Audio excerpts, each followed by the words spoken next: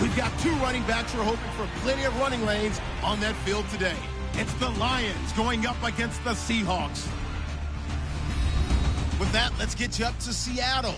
We're standing by are our commentators, Brandon Godden and Charles Davis.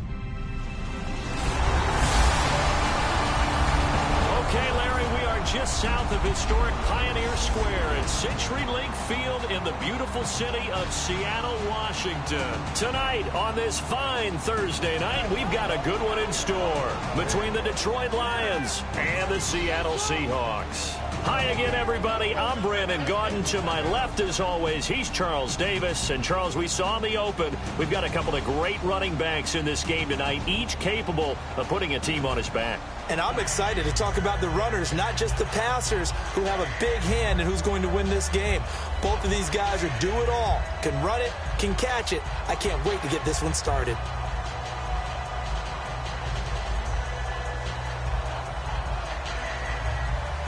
Here's the punter, Sam Martin, now ready to get us started. And off we go from Seattle.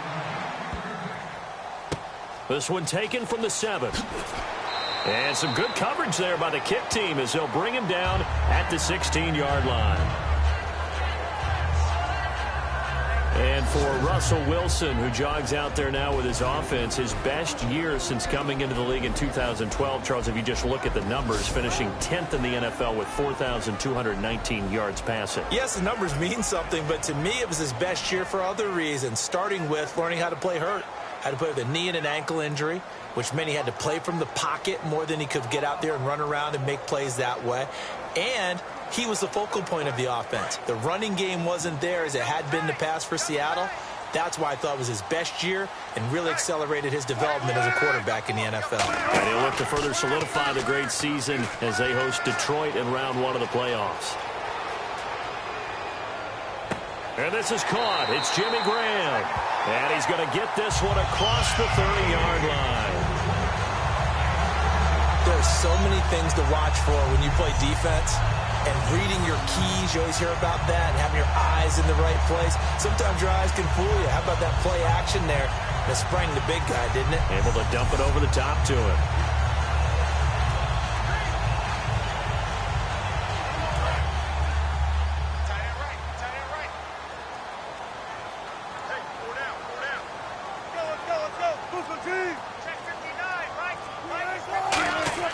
Well, throw on first down with Wilson. He's got time in the pocket. And incomplete. He was looking for Thomas Rawls there. And now it's second down. And this offense often hinges on one of the best tight ends in the league, and that's Jimmy Graham. I think he made up for lost time when he got to the NFL because in college, he was mainly a basketball player, a defender who couldn't score. Now he's flipped it around in the NFL. Every time he touches the ball, he's a threat to score. So 2nd and 10 here.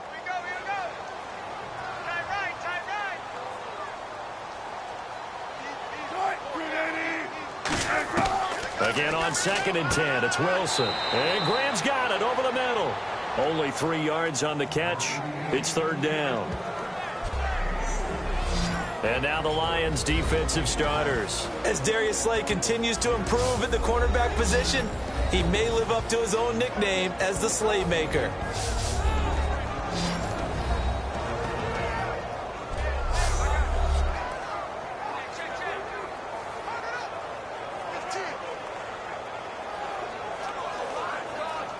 Seven yards remain now on 3rd down.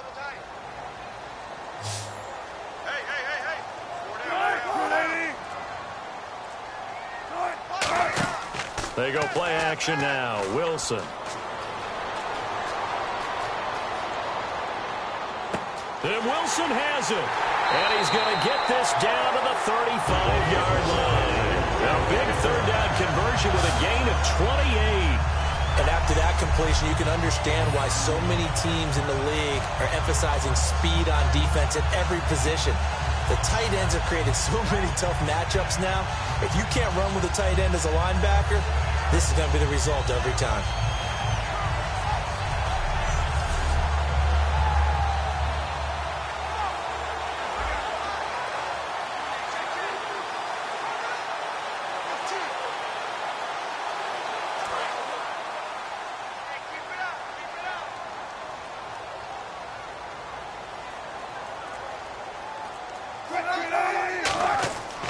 Here's Thomas Rawls with his first carry. And some space here. And he gets this one all the way down inside the 15. A good pickup there at 22. All right, no humor in this one in terms of laughing at the defense. But if you're the offensive play caller right now, you've got to have a big grin on your face. You look at your play sheet.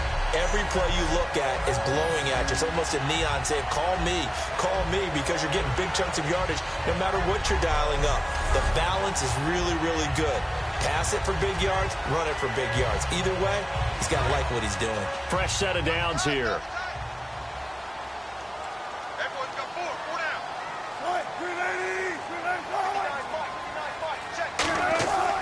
Back to the ground on first. Again, it's Rawls. And this time they're able to bottle him up as they'll stop him at the line of scrimmage. Tackle made there by Haloti Ngata.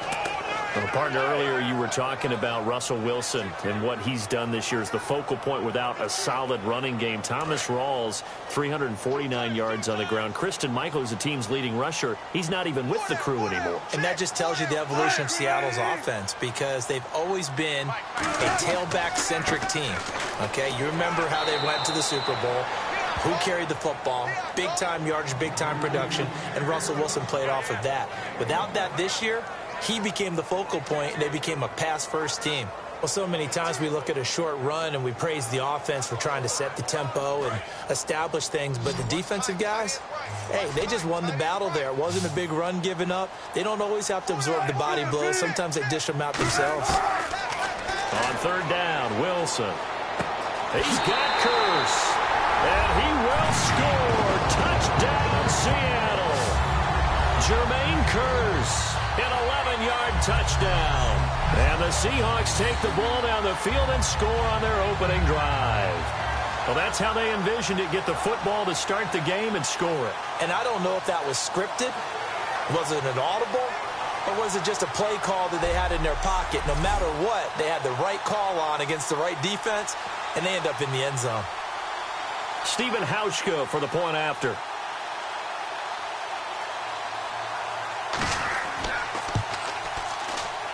And this will give the Seahawks a 7-0 lead.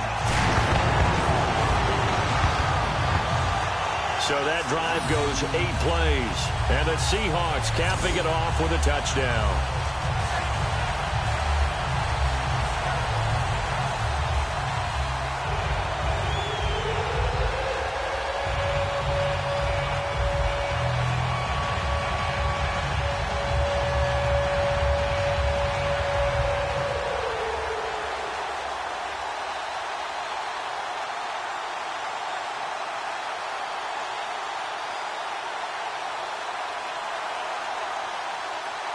Hauschka now to send this one away following the score. This is taken about 7 yards deep. Ooh, with a juke. And the decision to bring it out is going to cost him about 7 yards all told as he's taken down back shy of the 20. So the Detroit Lions, here they come taking the field. Matthew Stafford leading them out there. And they limp into the playoffs a little bit, no doubt. But those last 3 games, it's not like they were cakewalk. Not at all, and we just knew this was going to be difficult for them because they were 9-4 and riding high. But you saw how things were backloaded at the end of the season. At New York to play the Giants, at Dallas to play the Cowboys, then at home with everything on the line for the NFC North against Green Bay. They didn't win any of them. I think it's much more because they can't run the ball. They don't have a lead ball carrier, and they can't generate anything to take pressure off of Matt Stafford. On first down, Stafford here. He gets it complete to Anquan Bolden. And they do finally get him down, but not before he reaches the 41. Coaches really don't care from what position they get this, but run after the catch ability, rack ability, is often the difference between winning and losing and changing field position.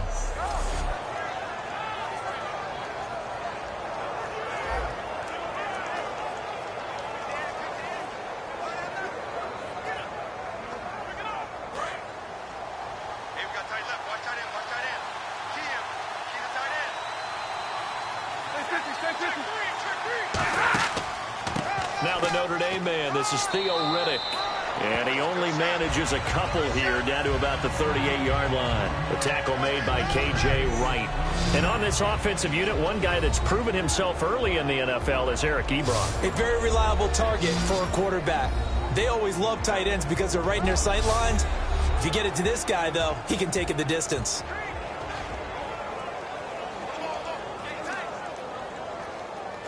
And after the play on the ground, that brings up second down here.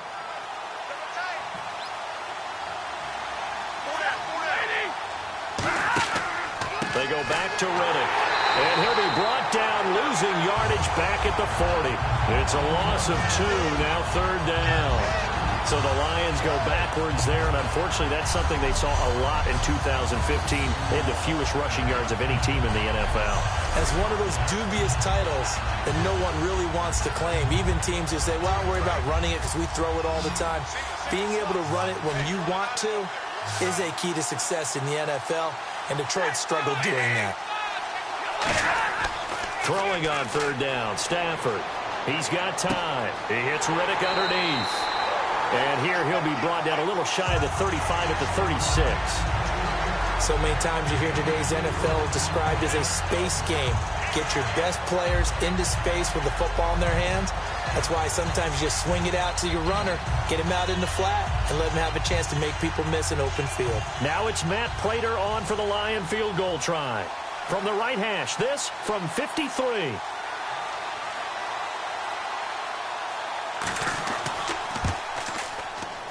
And this one will not get there. It's off to the left anyway. It's no good, and this score will stay right where it is. Well, this winds up an empty possession. Everything looked okay. He just never got the ball on target. And knowing him, he'll be disappointed with that effort.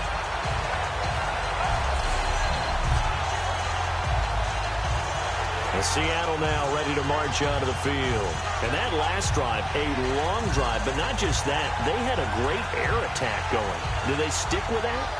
I would think that they would, because if they were confident enough to do it on the last drive, starting backed up in their own territory, why would you change anything? They've got to be confident about what they're presenting and continue to do so. Yeah, because the secondary, they really look clueless.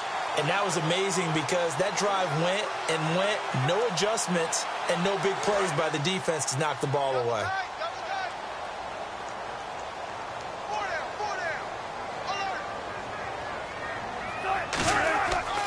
They start on the ground with Rawls.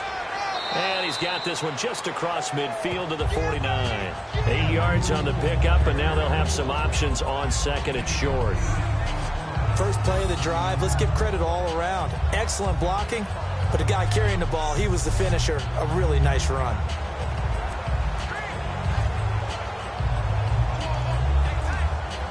Clock rolling as we hit the midway point of this first quarter.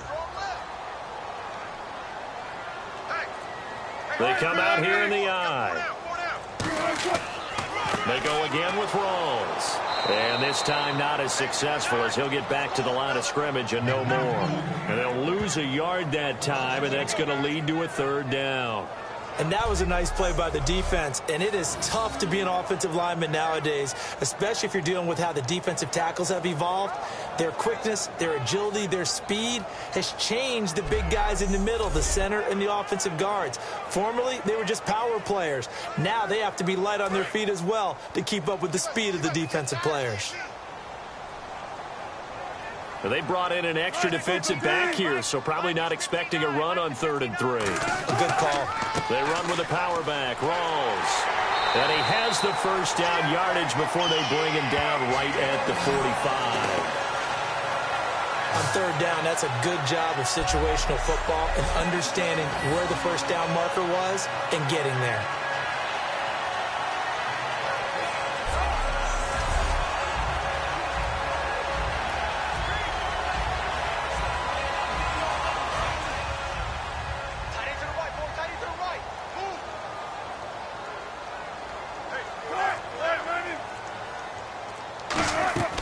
First down, this is Rawls.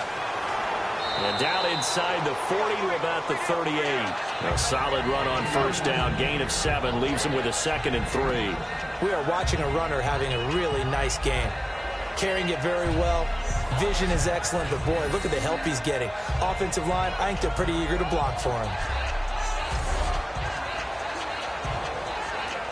Second down following the run.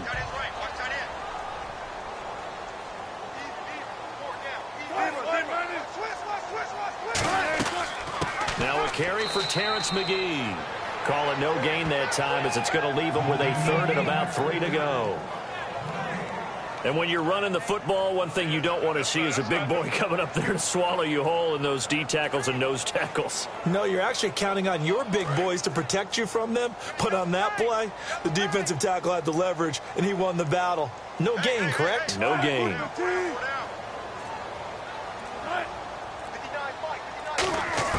Wilson now to throw on third down. And he locates Luke Wilson. And he's going to get to the 31, enough for the first down. Finds a tight end in the middle of the field. Just a simple stick route. Decent gain. Doesn't get you a whole lot, but it's pretty reliable, isn't it? And tough to defend.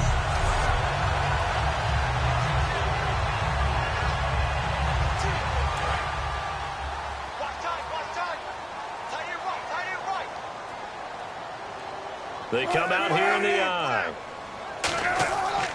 Wilson going to give to Rolls. And he stopped immediately there.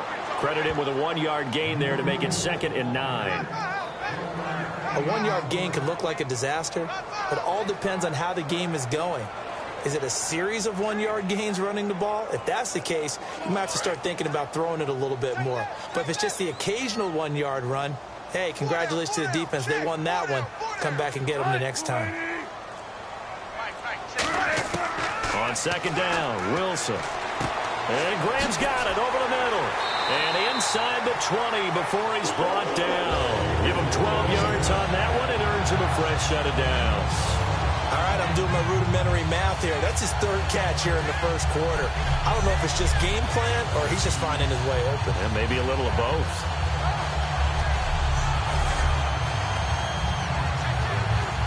In the red zone this time.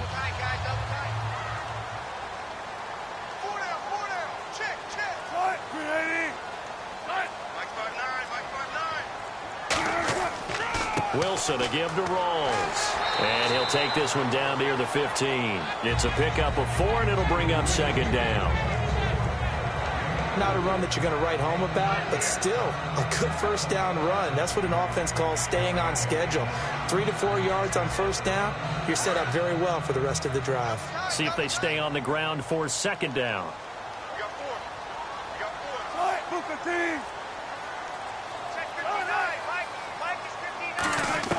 On 2nd down, here's Wilson. And he finds his tight end, Graham. And he's able to work it here to the 8-yard line. 7 yards on the pickup there, and now they've got it 1st and goal. An ex-teammate used to tell me all the time, I hate experienced quarterbacks because no matter what, you really can't hide what you're doing. And I think that right there, he knew right away where the blitz was coming from, where his primary guy was going to be, and he ended up going to a secondary target for a nice game. I was just going to ask you, that wasn't the primary target. He's so good at that, isn't he? I think he knew right away that he wasn't going to get to his primary guy. I think he read that as soon as he got to the line of scrimmage, knew where the pressure was going to come from, and said, I know how to beat that, and that's what he did. That gets him 3 yards closer here as it brings up 2nd and goal. I do know from experience that when you slow down someone's running game, you're now doing the dictating on defense. And guess what? Now you're getting ready to tee off on their quarterback because they have to throw it all the time. But you still have to be alert for the draws and other plays of that nature to make sure you don't get hurt. Now Wilson on 2nd down. There's Baldwin. Touchdown, Seattle. Doug Baldwin from 4 yards out. And the Seahawks find a way to stretch their lead. On those slants, everything happens so quickly. What makes it work? The timing between the passer and the receiver. In this case, a slant route. Ordinarily, it's probably about 3 steps before you go on the slant. In this amount of time, I think it was a 2-step deal. Boom, put his foot in the ground and got inside for the pass. Got inside for the pass, got inside for the catch and the score. Hauschka now for the extra point. And it's good, and they have jumped out here to a quick 14-0 first quarter lead. That one one in the books as a 12-play drive. And it all culminates with a Seattle score.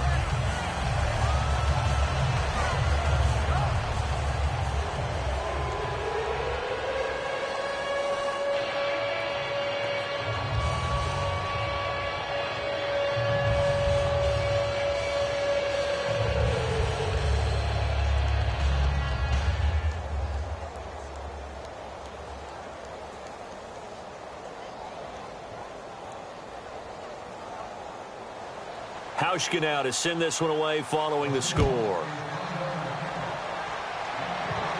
That'll be taken in the end zone. And no run back here. This will be a touchback, and it comes out to the 25-yard line. And our attention shifts here to the Seahawks defense. And they got to be feeling good about forcing that long missed field goal the last go-around. And you know what upsets a kicker more than anything? Is missing a kick they think they can make and feeling like the other side believes that they had something to do with it. And it doesn't matter. To those guys on defense, I know they're taking full credit. Yep, we forced him into the miss, and they're going to ride that confidence the rest of the way. We'll see if the kicker's able to get his confidence back as well.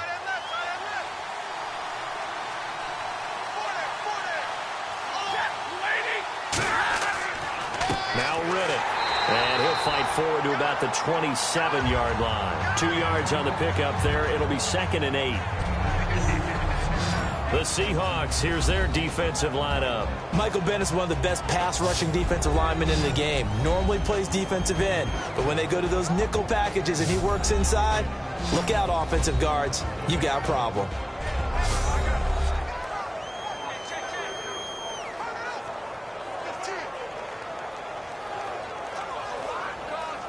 And after the play on the ground, that brings up 2nd down here.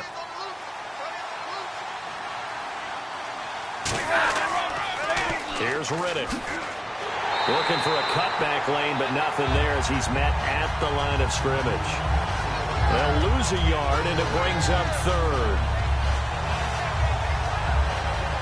1 quarter in the books here on a Thursday night. 14-0 is our score. We'll be back to Seattle right after this.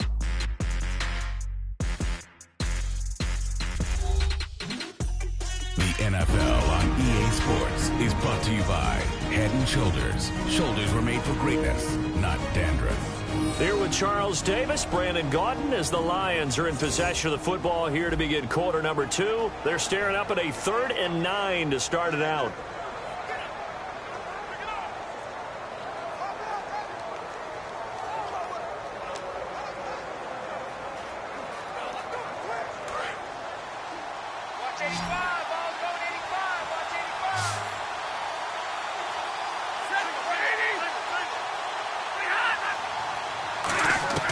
From the gun on 3rd down, Stafford. Ebron caught left side. They stop him for only 3 that time, and that'll bring up 4th down. Partner, I think that completion takes the definition of dink and dunk to a different level, doesn't it? It does, and the defense was right there, kind of played into their hands. On 4th down, here's Sam Martin on to kick it away. Back deep for the Seahawks, the All-Pro returner from 2015, Tyler Lockett.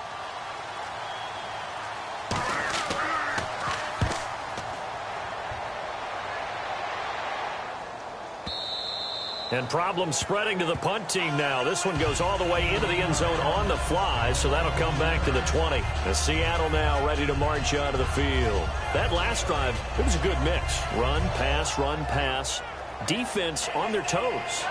And what really helps out in a big way is when you're doing the run-pass mix and everything's working, that means that they're guessing wrong every time on defense. They think you're going to pass when you run and vice versa. I would continue that, and when they finally draw a bead on you, maybe you mix it up a little bit, a little play action and throw the ball. And will they maintain that balance? Time to find out.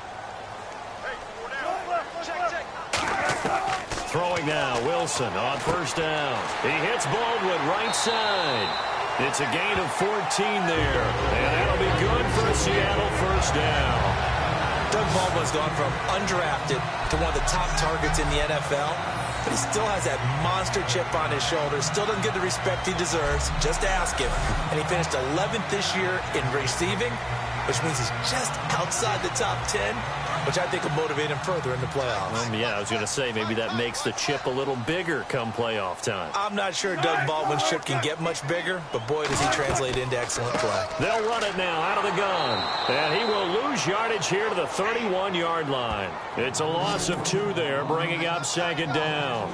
They tried to run the counter, just that the defense wasn't fooled. And when they're not fooled, you see the end result, because what you're doing there, you mentioned the counter. You're using your offensive linemen sometimes to pull or move to influence the defensive front to go in that direction and create the space back in the other side and block it appropriately. But you're exactly right. Didn't move him, sat there waiting for him and made the play.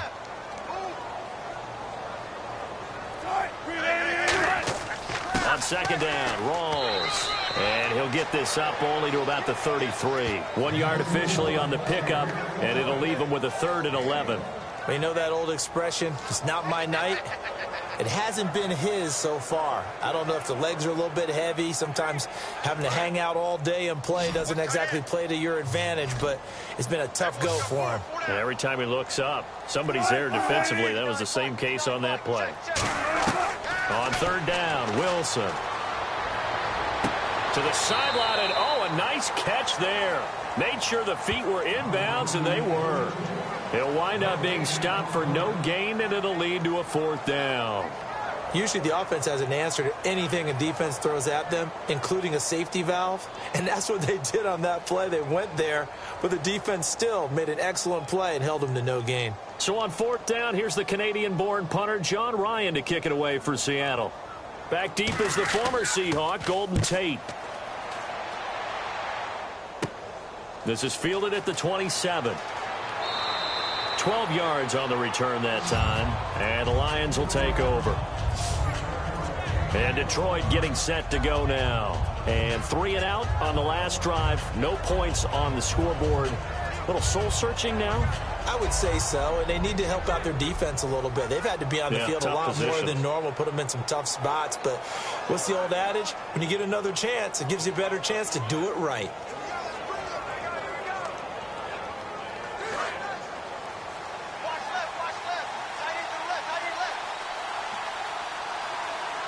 They come out here in the eye. They go play action here on first down. Looking for Jones, and it's intercepted. It's the Pro Bowl quarterback, Richard Sherman. And the possession is theirs at their own 43-yard line. When we talk about the best corners in the league, we're usually saying shutdown corners, guys you can't complete passes against. Richard Sherman fits that definition to a T. The best part of his game, no wasted moves. He studies the opponent so well, hard to get a pass on Richard Sherman. Russell Wilson now gears up to lead the offense again. And he's been good. 2 first-half touchdown passes, no interceptions so far. Does a lot for your confidence. Does a great deal for your team. Gives them a lead, and they're feeling really good about how they're playing. I think he expects to throw at least another one. I was going to say, now he wants the first-half hat trick, doesn't he? Oh, without a doubt. Go ahead and fling him on the field, folks. He wants that type of celebration. Rawls, the lone man in the backfield. They'll throw on first down with Wilson. And left side here, it's Graham. 11 yards on the pickup, and it'll give the Seahawks a first down. I know the halftime's approaching, but I don't think he's going to want to take a break. That's his 5th catch. Yeah, they've really been targeting the tight end.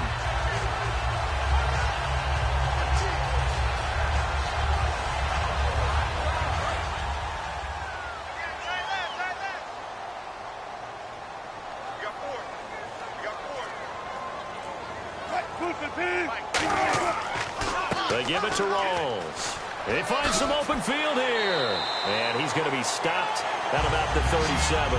A good run there on first down, and it'll leave him with a 2nd and 2. Some runs are blocked so well, you almost forget that someone has to carry the ball to gain the yardage. The leverage by the offensive line to create space up front, really well done.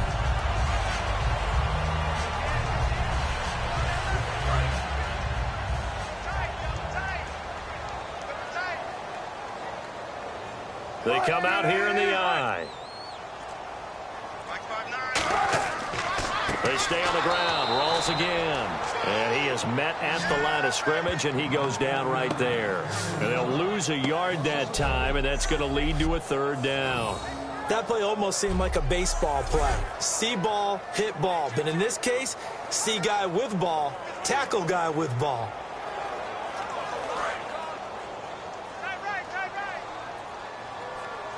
And the Lions going with an extra DB here on third down. They'll run it now out of the gun. And he'll take this one down to the 36. It'll be called a gain of 2, and that'll leave them with some options here on 4th and inches.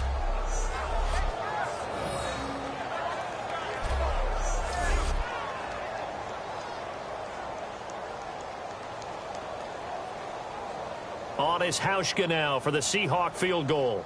And quite a bit of pizza in this box. It's a 53-yard attempt.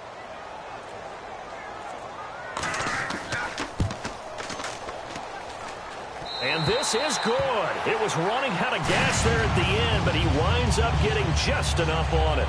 And the lead will grow. It's now 17-0. A little bit of a lower trajectory there on the deep kick, and it worked. Had to do it because he had to drive it out low because of the length of the kick. Able to do that, got it above the defense and over the post.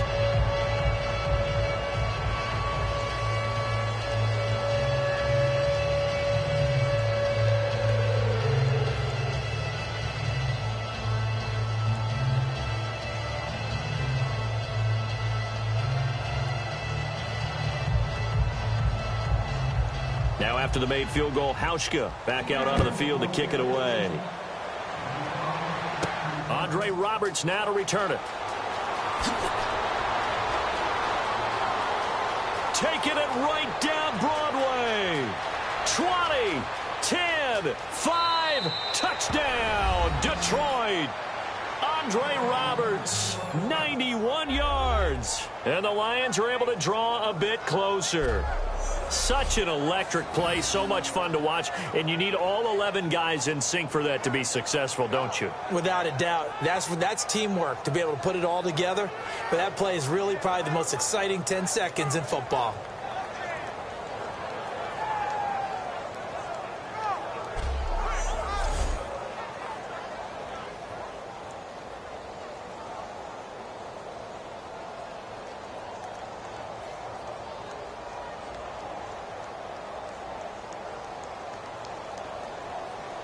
Now Matt Prater for the point after. And it's 17-7.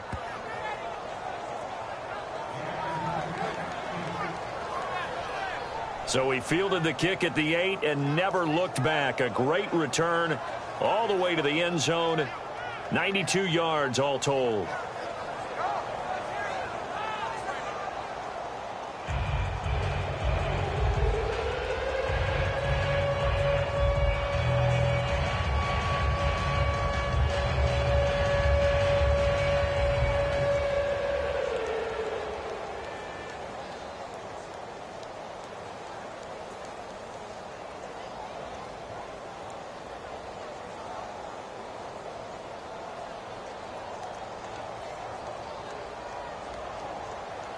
So now the other return teams out there as they'll try to duplicate what they just saw. This is taken about 7 yards deep. And they'll put up the stop sign there as his guys will get it at the 25. The Seahawks offense now, they get ready to come back onto the field. And fortunate to get points on the board last time. They had to hit a really long field goal to do so. The kickers in today's game are so good and so skilled and hit from distances that we almost start to take them for granted. And we can't do that. That's a long field goal that they got 3 points out of. They've got to feel good about that, and they better make sure they love him up because he's helped them out. Yeah, now we'll see if that offense can put 6 on the board here. We'll see. Rawls, the lone man in the backfield. Now they'll run it on the toss. And they'll get it up just short of the 45 at the 44. And the play goes for 19 yards. Gives them a new set of downs. Whenever we meet with coaches and they always talk about wanting to establish running the football, It's oftentimes with a good tight end who can control the line of scrimmage and the point of attack, and they're becoming harder to find because the colleges are giving us a whole lot of receiving tight ends, former wide receivers who can run, not necessarily block very well. In this case, though, we saw two tight ends on the field, both of them with the ability to block, and he ran the ball successfully behind that power set. Again, Rawls. He's been busy tonight. And able to break one tackle, but then quickly brought down. But a nice little gain. Just what you want on a first down run. Call it 8 yards. And it's 2nd and 2.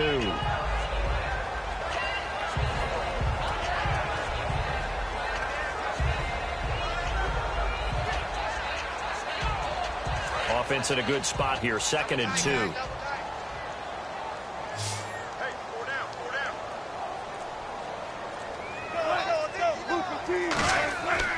A running play for Rawls. And he is going to lose yardage here. So he loses 3 yards there. Now 3rd down. Ezekiel Ziggy Ansah with a tackle for loss. Just think he's still learning the game of football. Didn't play a heck of a lot of it in his native country.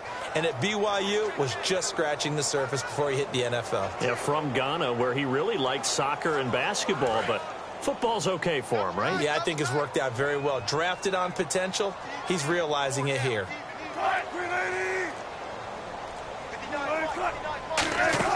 From midfield now, here's Wilson.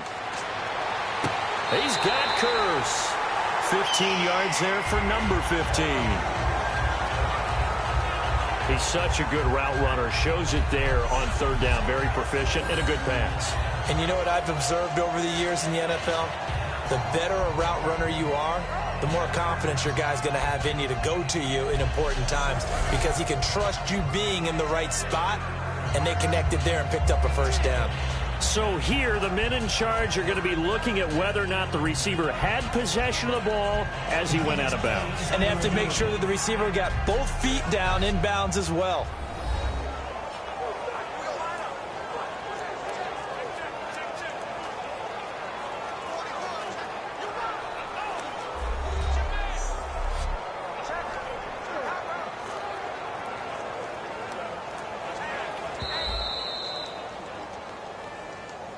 After review of the play, the ruling on the field stands. Well, he challenged the play. It did not pay off. And that means he lost a timeout in that challenge. And as a coach, you hate that. Don't know if you took the advice of the player, you threw it yourself, but it didn't go your way. At the end of the day, it all comes back to the head coach. He has the final determination on whether to actually challenge the play or not. In this case, it didn't pay off for him. And that's got to be so heartbreaking. You throw that flag, you probably feel really confident, and then all of a sudden, boom, you lose the challenge. Yeah, when you take a look at it, you're throwing that flag because you believe you're going to be right. And when it comes back the other way, you have to regroup.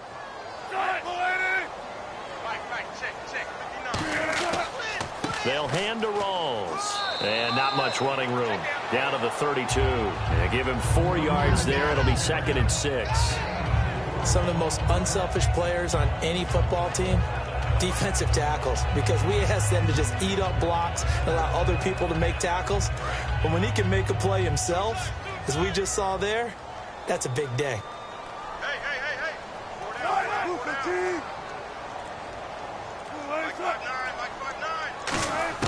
On 2nd down, here's Wilson. Baldwin with it over the middle. And he's brought down. 16 yards to the 16 and a first down. I don't care how many times you tell the story, it never loses its luster for me. Doug Baldwin, undrafted out of Stanford, and plays like a #1 receiver should in the NFL. I don't care how you cover him. I don't care that his size isn't great.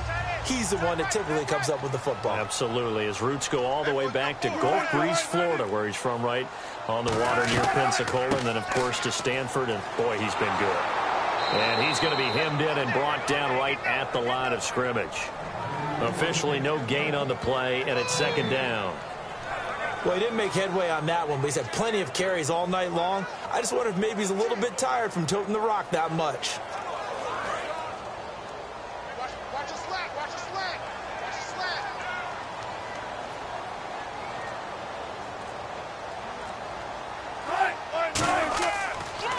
They'll run with Rawls. push his way forward here for a good little gain. That second down run, a big help. The 7 yards leaves him with just a 3rd and 3 now. Well, there's an example of patience being rewarded. Ran the ball on first down and got stuffed. Most people would scream, throw the ball here. In this situation, they stayed with their roots, stayed with running the football, and they got rewarded. The 8th play of the drive coming up. It's 3rd and 3. They'll come out in the pistol. Wilson now to throw on 3rd down. They set up the screen to Rawls. And he is in for the Seattle touchdown. Thomas Rawls, a 9-yard touchdown grab.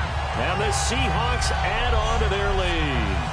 So on 3rd and medium, they dial up the pass, and it works to hit the end zone.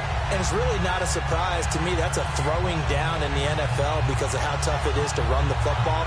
But what offenses like to do is still show run formations to make them respect it and throw out of those. In this case, they took a nice shot at the end zone and made it pay off.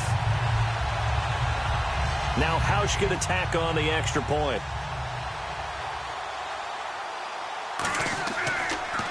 And oh, it's blocked.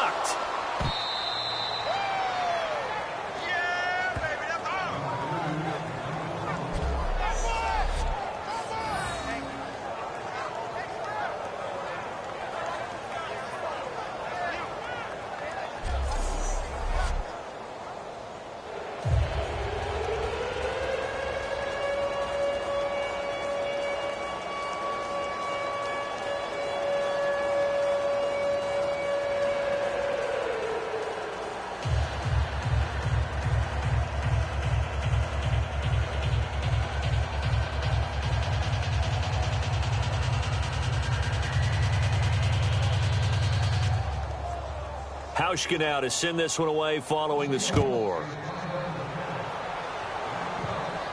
Roberts on the return. Look at the spin. And he'll make it across the 20 as his guys will set up shop at the 23-yard line. So out now come the Lions. And last time, 1 play interception. So this offense, they should be fresh. That's a good way of putting it. And I can't wait to see what they decide to do with play calling. Because a 1-play drive where you throw an interception, a lot of people think the very next time out, run the football, don't give them a chance. Maybe play action? I think maybe you go play action, show your quarterback. You got a little confidence in him and let him fling another one.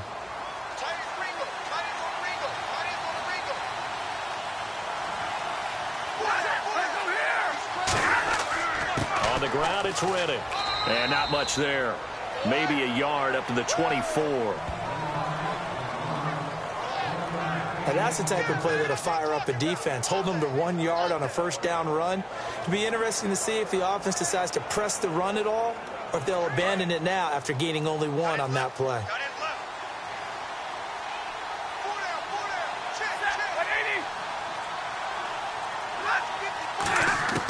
To throw on second down is Stafford. Finding time. Caught right side, Tate. And he is down deep into Seattle territory. It's a big play. Stafford to Tate. 65 yards. Now that play will end up on the highlights, and you'll see it all over the place. But what you won't see, the offensive line that bought the extra time, that allowed for the big completion downfield, those guys made that play possible.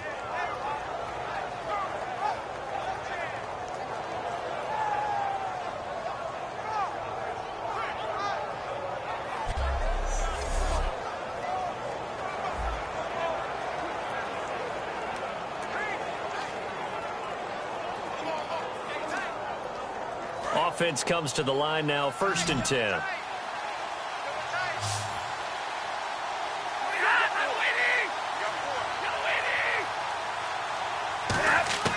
On first down, Stafford here. Out to the flat, that's complete to his running back.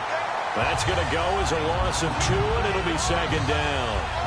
Well, they tried to swing it out left into the flat, complete, but really nice open field tackle. And they played that one like a great boxer. They were on their toes on that one. They weren't back on their heels reacting to the play. No, they saw it, came right for it, and made a nice tackle for lost yardage.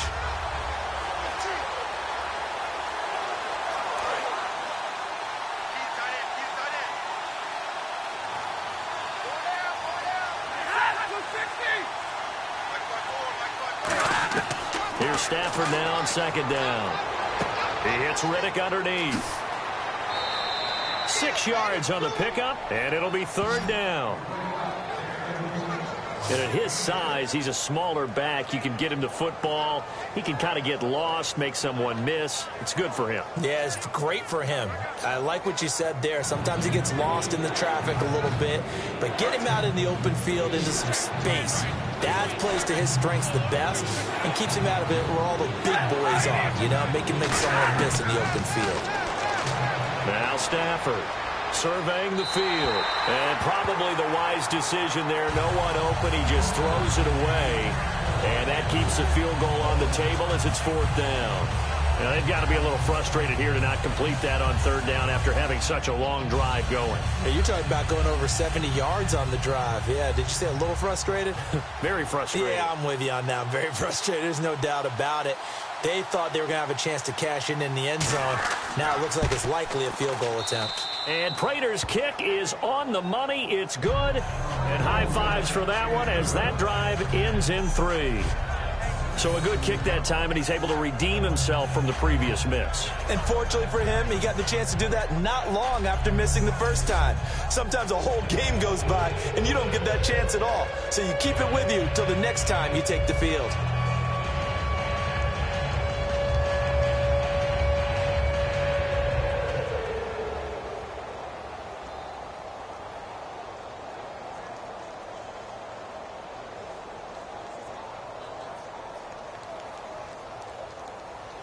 Now it's Martin to do the honors after the made field goal. That'll be taken in the end zone. And they'll put up the stop sign there as his guys will get it at the 25. A chance for us to look at the Lions defense again. They struggled that last drive. They were kind of hit two ways, both with the run and the pass. And I love how you brought hit into it, because a lot of defense coordinators like to show a little cut-up film the night before a game. They usually have some boxing in there, and it always shows the guy being the aggressor, the guy on his toes punching, not back on his heels taking punches, and that's where this defense was on the last possession. They were on their heels. Will they be on their heels again? Let's see. The game clock sitting at 2:02, so they'll get one play before the 2-minute warning. In the slot on the right is Graham. Throwing now, Wilson on first down. It's caught on the left side by Kurz. 1 minute 53 ticks left to go in this first half. Back to CenturyLink Field after this. Coming up at halftime in a little less than 2 minutes, we'll send you to Orlando where Larry Ridley is standing by. He'll have highlights and analysis of this first half.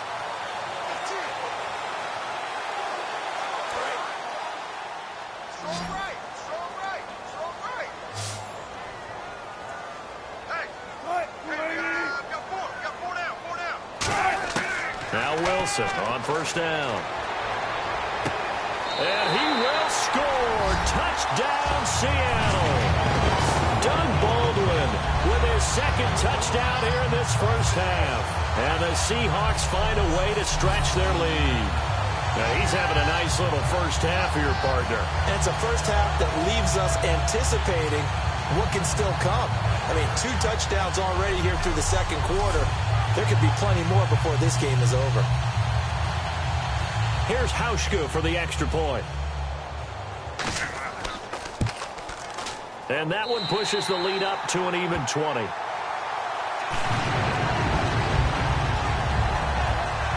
That drive started on their own 25. 2 plays, 75 yards later, into the end zone.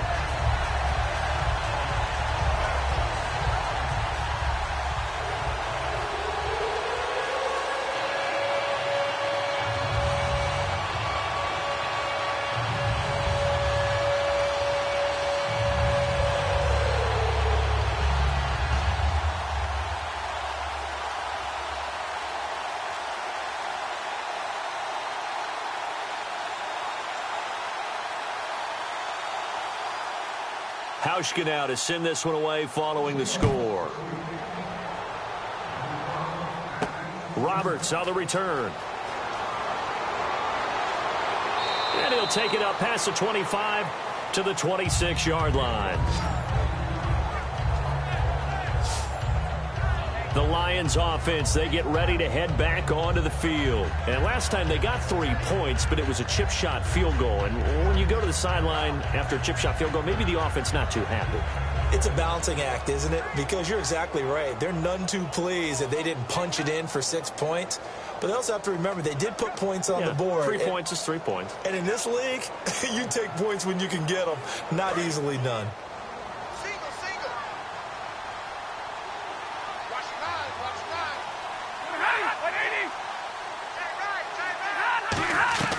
Now a play fake here on first down. He's got time in the pocket. Over the middle, complete to Tate. And he's taken down, but not before he gets this into enemy territory across the 40.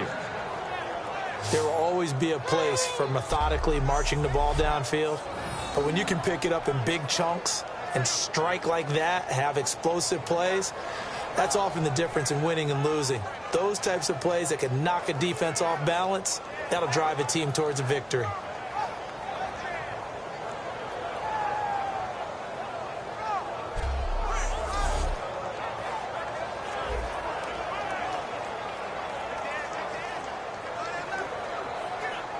So here we go, 1st and 10 now.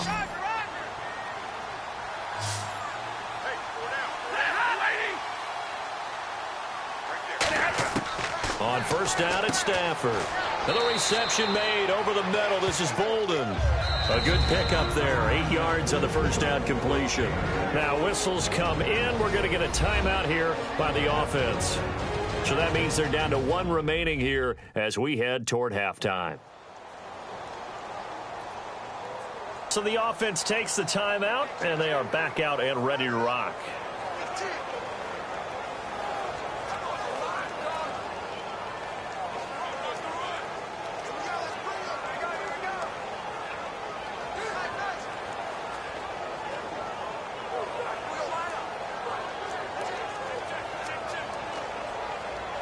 Just 2 yards to go here on second down for the offense.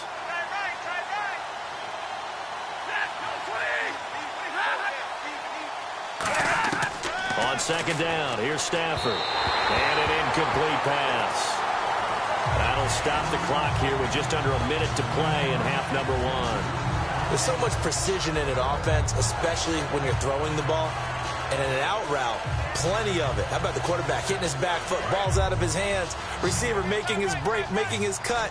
He's got to time up perfectly. Not always easy to do. Just let him a little too much. Yeah, I remember back in the good old days, I was talking to a quarterback, and he said everything they did was on the count system. So when he took a snap, he counted in his head for certain routes, different time frames for each one, and he knew if the ball wasn't out of his hand at that point, he'd better eat it because the play was dead.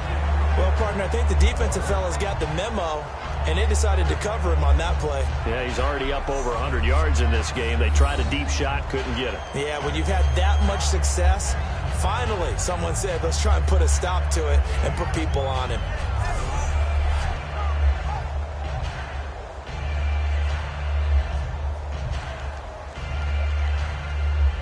Now it's Matt Prater on for the Lion field goal try. This one from 46 yards out.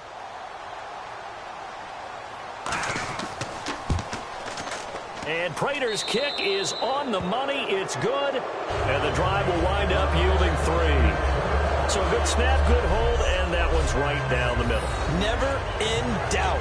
Just the way you used to hit them, Brandon.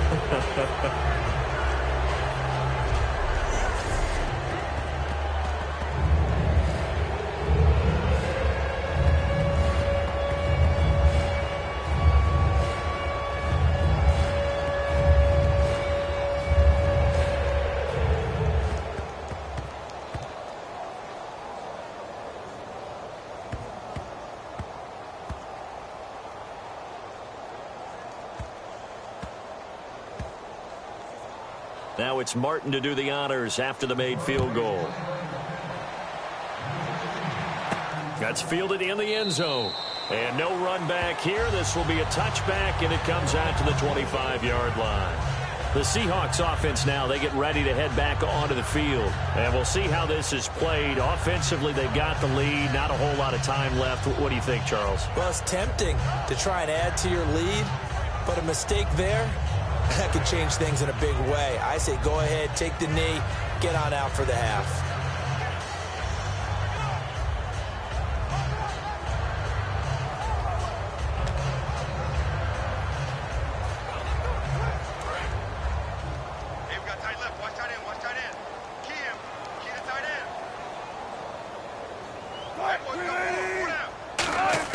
On 1st and 10, it's Wilson. Looking left sideline, incomplete. Now, partner, something we're going to have a little while to debate, but let's go ahead and take a peek at the draft order. Browns, of course, will get the first pick of the draft. San Fran, Chicago, Jacksonville, and then Tennessee will actually have number 5 and number 18. All right, let's take a quick look at these. Cleveland, San Francisco, Chicago. All of them have starting quarterbacks, but will they be in 2017? I doubt it. I think they'll have decisions to make about who's going to be their quarterback, and maybe that comes through the draft. Then you get down there to number 4, Jacksonville. Blake Bortles should be solid in there, but with this season where he seemed to regress, whoever is the new head coach will have a decision to make there. And then how about, as you mentioned, Tennessee at 5-18? An excellent season for the Titans this year. They're making a push for the playoffs in 2017. And, of course, the 5th pick that they have is the slot held by the Rams.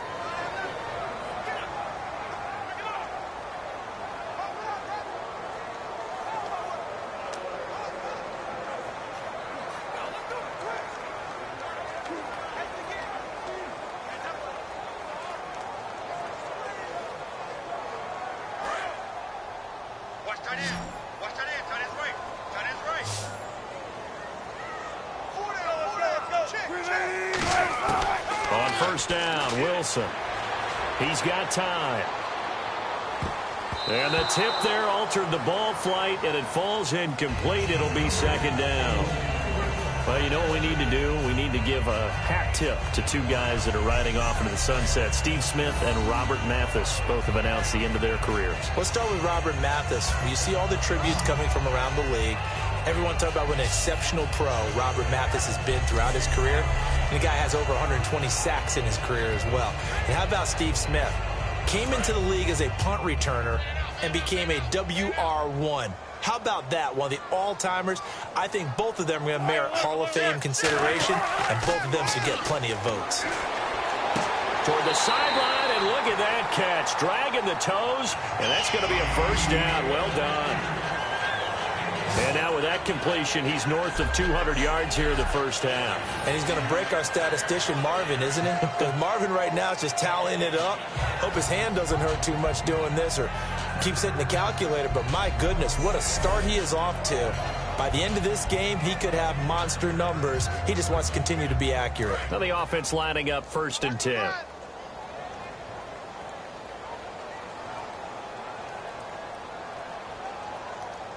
Two receivers left, one to the right.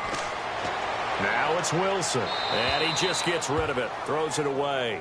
A wise move there, looked like nobody open, now 2nd down. It's a tried-and-true formula, and I don't think it'll change for as long as we play football. If someone's trying to throw the ball, and you can put pressure on them and make it tough, that's only going to help your defense. Yeah, he's since being hurried. He got rid of it before taking the hit, but incomplete. 2nd and 10. It's Wilson again. They set up the screen to Rawls. And he is going to lose yardage here. Now hold everything here. We're going to get a timeout by the offense. So that means they're down to 1 remaining here as we head toward halftime.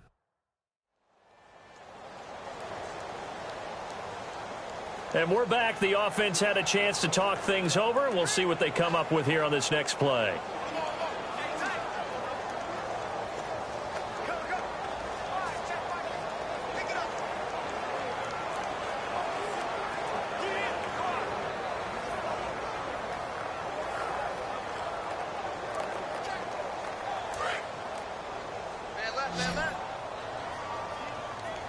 And some secondary help here for the defense in the nickel on 3rd and long. 3rd and long. It's Wilson. Finding time. Complete. Richardson has it. And this time he's able to take it down to the 42. They do get 9, but it leads to 4th down. Now whistles come in. We're going to get a timeout here by the offense. And with halftime on the horizon, they'll be out of timeouts from here forward.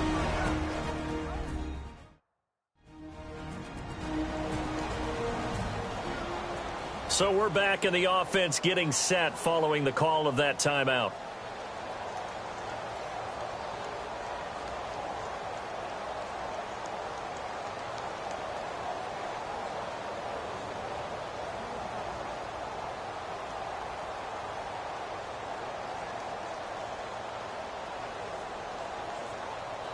Here's John Ryan now as he'll kick it away for the second time.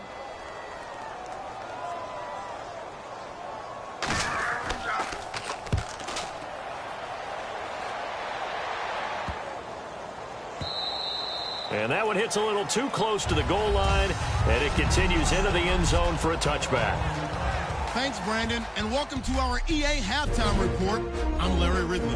The Seahawks are happy to be sitting in the locker room with the lead. The Lions didn't play their best, and they'll need to be at their best now to come back.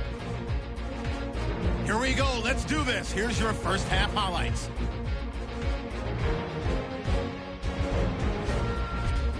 Seahawks now on 3rd and 8. Curse's got the catch over the middle, and this goes 12 yards for the score.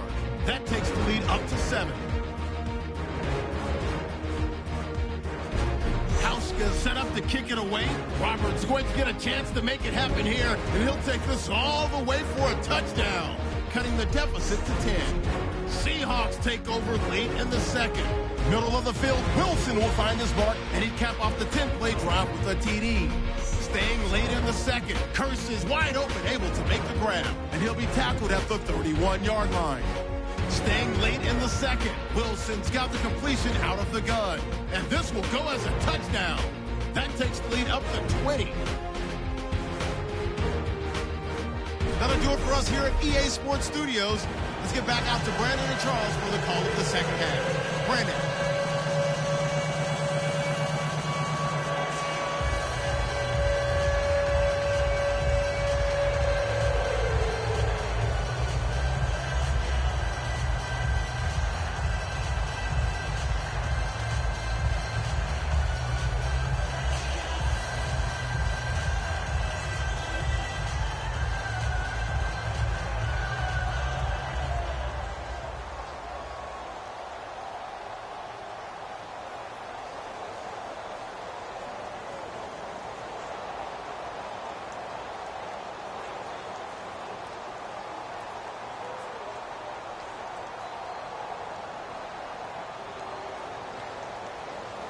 Both teams appear ready for the fight ahead, and we resume action here in quarter number 3. That'll be taken in the end zone.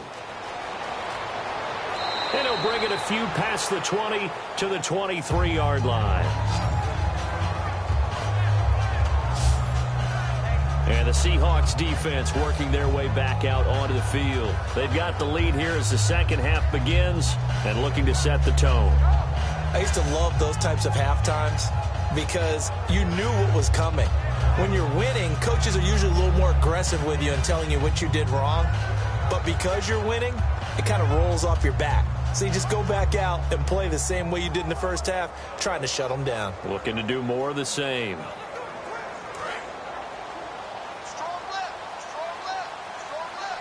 They'll come out in the pistol. Now a play fake here on first down. Over the middle, complete to Tate. And he takes this one just shy of midfield all the way to the 49. They get 25 yards out of that one. And it'll be first down Detroit. And when you're playing a quarterback with some experience and some moxie, you enter the danger zone when you decide to blitz him, because if he's able to diagnose as he did on that play, he can hurt you downfield. He reads defenses so well, doesn't he? He really does, and the best part about that play for him, I don't think that was his primary target. I don't think so either. I think he had the read, figured out where the blitz was coming from, and went to a secondary target for a really nice gain.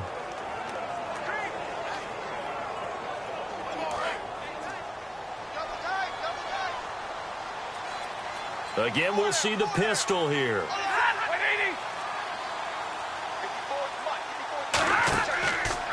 Riddick with a carry. Muscles him off. And he is going to lose yardage here. It's a loss of 2 there, bringing up 2nd down. When you put together a formula for winning defense, it's exactly what we're seeing in this game. Controlling the line of scrimmage, attacking, and changing everything so that now they're playing in the offense's backfield. They're playing an excellent game.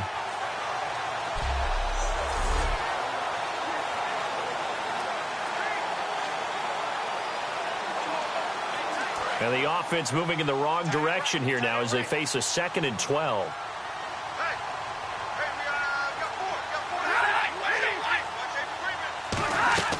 They'll run it now out of the gun. And taking it across midfield and just shy of the 40. 12 yards there as they move the chains. And that's a good sign right there as we start the 3rd quarter. Because in the first half, not much space to run the football. And as we go into the half, we often think to ourselves, all right, what's the adjustment? What do they have to do? You know what a lot of the adjustments are? No adjustments. You know the game plan, been working on it all week. Maybe a little tweak here or there, a little bit better blocking, and now you're establishing the running game.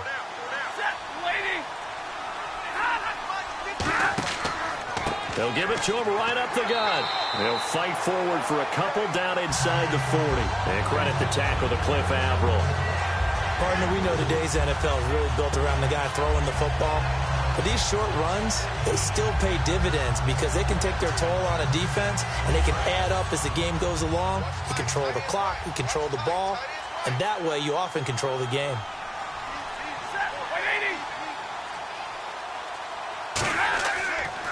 On 2nd down, Washington. And he is going to lose yardage here. He lost 2 there, and it's 3rd down.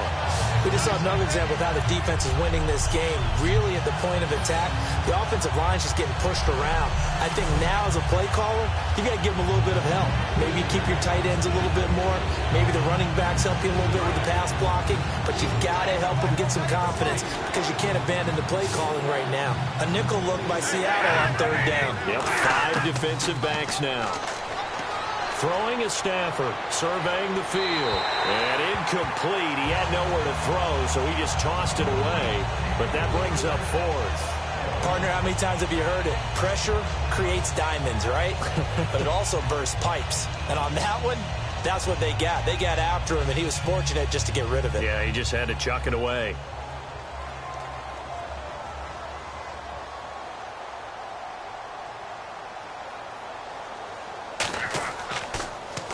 He gets this one away, and boy, it's another boomer. And this will depend on the spot as it sails out of bounds, and they'll say it sailed out at the 10-yard line. Now we take a glance at the offense as they work their way back out for their first possession of the 2nd half. They have the lead here. Well, we talk a lot about pregame speeches. What are halftime speeches like? For the most part, not nearly as emotional. They're a lot more clinical. Every now and then, though, they'll get after you if they think they need to light a fire. But in this case, let's go into the virtual locker room, because here's what I think happened. They got in there and they said, listen, let's take control right away. Yeah, defense, we got the lead. Defense, don't give up any points. Turn the ball back over to the offense and let them go down and score and give us more of a cushion in the game. Check so far. Defense shut them down. Let's see if the offense gets done. And he'll toss this one incomplete. Seeing no options, he throws it away.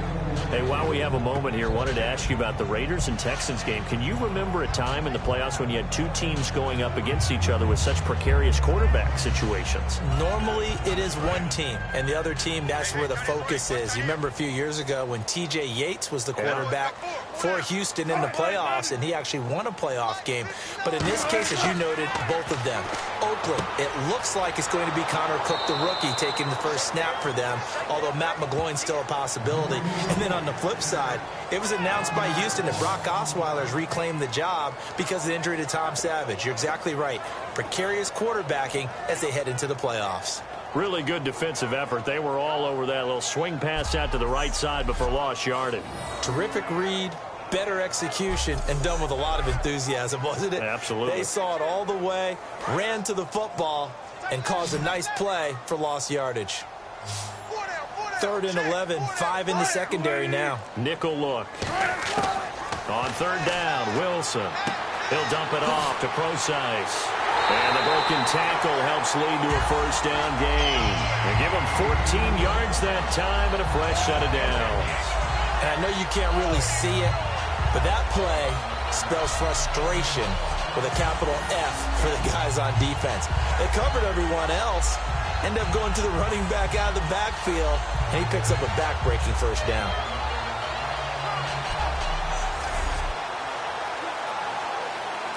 First down and 10 now for the offensive group.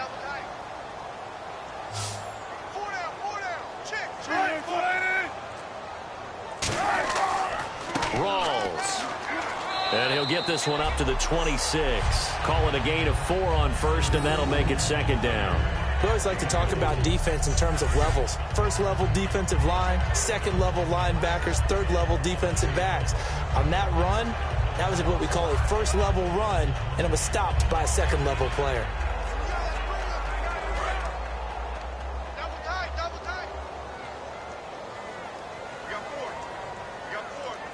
Rawls, the lone man in the backfield.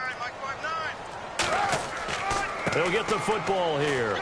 And not a whole lot doing there as he'll get it up to about the 28-yard line. Call it a gain of a yard, and it's going to bring up 3rd and 5. Well, I think we know by now that every run is not going to be broken and get all the way to the end zone. But these short ones still have their value. You can still set up your play action and throw the football. You control the clock because you have the ball and they don't. And often the physicality sets the tempo for the game. From the gun on 3rd down, Wilson. He finds his man, Baldwin. A gain of 8 and a first down.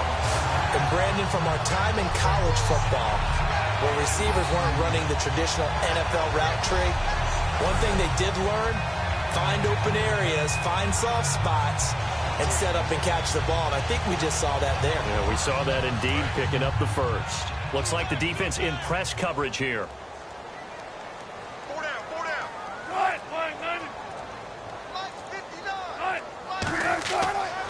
This is Rawls. And nothing doing. He's immediately taken down at the line of scrimmage. No gain on the play there. Second down. Well, a well-executed blitz, no doubt. Great job by the linebacker. Maybe the quarterback, if he could have seen that, could have audibled there. Yeah, he needed to be in a different play because that one just meshed perfectly for the defense. All the gaps were filled except for the one the offense really wanted to run through, and that was filled by a big man wanting to make a tackle. And he made a great tackle. Wilson. It's caught on the left side by Kurz. It'll be a gain of 9, and that'll bring up what looks to be a 3rd and inches. Can't be more than a half a foot. In so many ways, throwing the hitch route is actually one of the safer things an offense can do. Get the ball out to the receiver as fast as possible, hope he's got man-to-man coverage, and hope that his athleticism wins on the perimeter. This will be the 8th play of the drive, and it's 3rd and inches. They'll run it now out of the gun. And he's got the first down yardage before being taken down at midfield. They get 5 out of that one, and it moves the chains. Well, that last run makes this a 100-yard night. I've loved the way he's hit the holes. He's been quick, he's been decisive, and he's been a whole lot of fun to watch.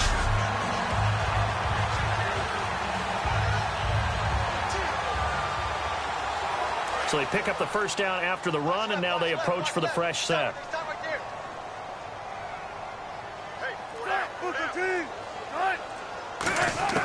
From midfield now, here's Wilson. Complete. Richardson has it. And he's brought down. Give him 11 yards that time and a new set of downs. And with that last play, he's now up over that 300-yard mark. And in today's NFL, it almost feels routine. And I hate that when you talk about a 300-yard passing game. To me, 300 yards still signifies excellence, and he's achieved that in this performance. And the offense readies for play number 10 of this series.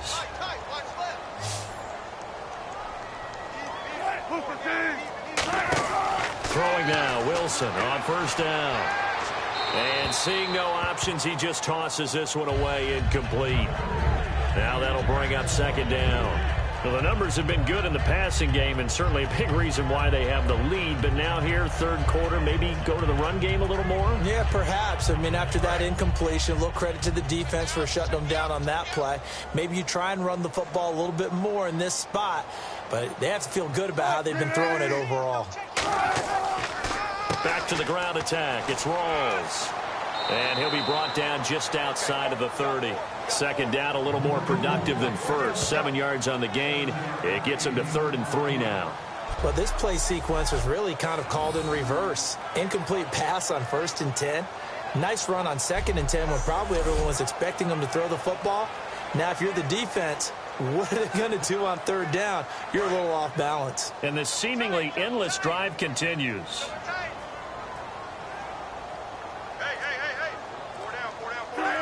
And looked like some movement there. Let's get the call. False start, offense.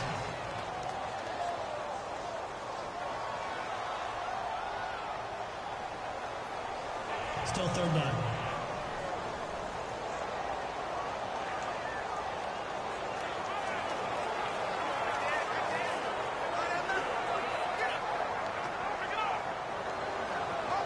Well, they need to get to the 29 if they want to pick up a first here on 3rd down.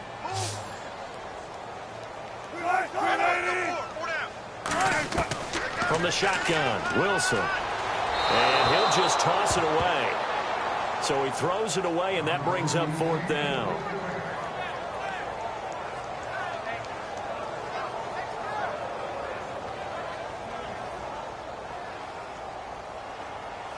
On is Hauschka now for the Seahawk field goal.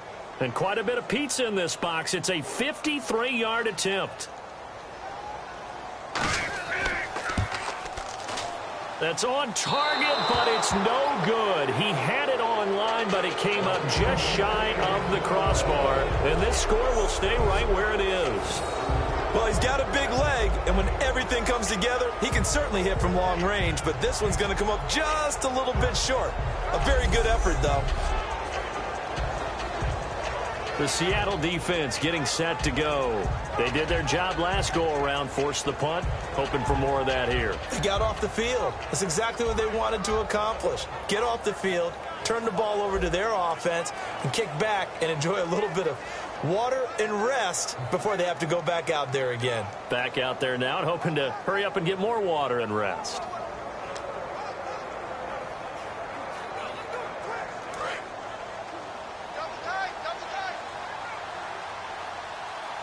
Another pistol look here. And to give this time to the tailback. And this one's going to go the wrong way. Losing yardage back at the 42. That's going to go as a loss of 2, and it'll be 2nd down. Michael Bennett's versatility, being able to play any position along the defensive front, allows him to make those types of plays. He finds good matchups and gets into the offensive backfield. And there it works for a tackle for loss. It's already 2nd and 12. The defense hoping to push them back more. It's a 5-receiver set. 3 to the left, 2 to the right. On 2nd down, here's Stafford. Out to the flat for Riddick. Call it a 3-yard gain. And all of a sudden here, it's 3rd down. Everyone's got to be able to catch the football. Doesn't matter what position you play, but if you're on offense, be aware a ball may come your way.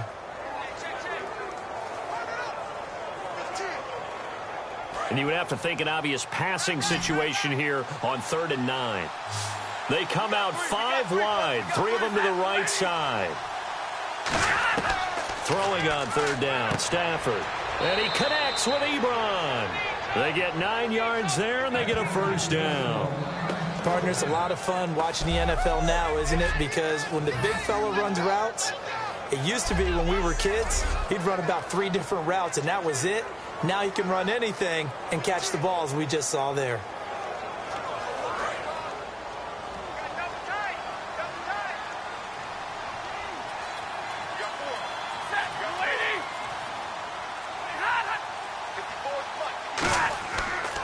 And he'll give it here to his running back. And they go backwards here, losing yardage back at the 48-yard line. It's a loss of 2 there, bringing up second down. With the struggles we're seeing up front for the offense today, they've got to think about changing up their play calling. Some screens, some draws, some quick-hitting plays in order to try and supplement the run game. You don't totally abandon it, but you try and give it a little bit of help.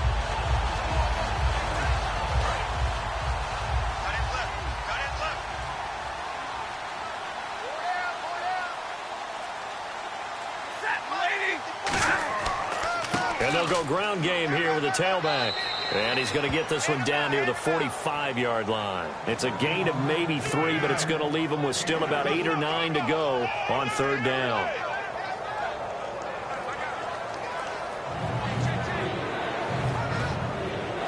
And now on third down, they'll need to get it to the 36 to pick up the first.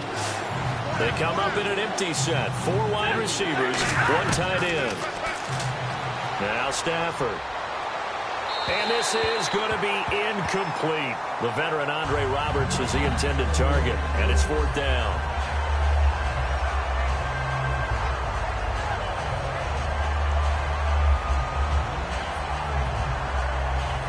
Here's Sam Martin now as he's on to punt for Detroit.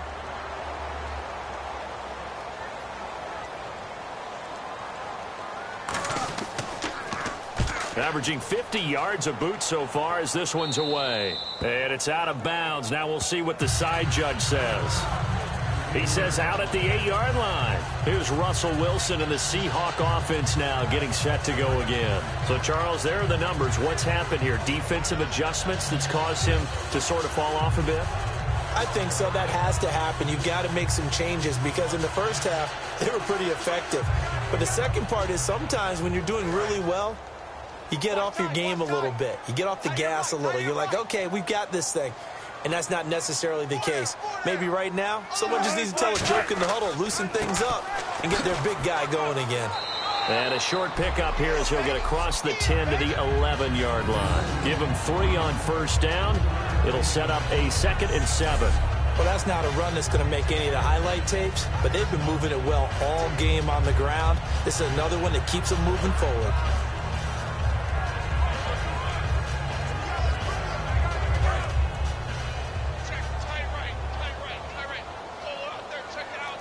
Again, we'll see the pistol here. So it looks like somebody may have forgotten the snap count, and a 5-yard penalty ensues. False start, offense.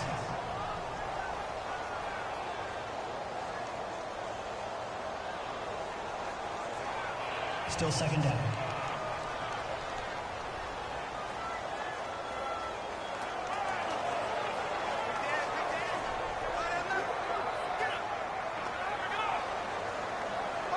And they're behind the sticks here a bit now, dealing with a 2nd and 12.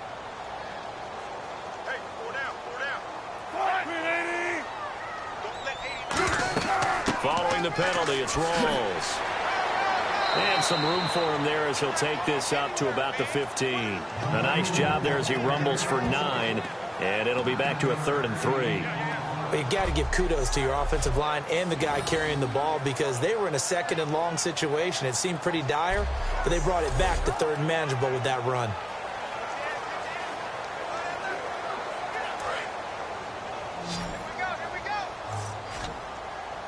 And on 3rd down, a nickel formation here defensively. Wilson now to throw on 3rd down. They set up the screen to Rawls.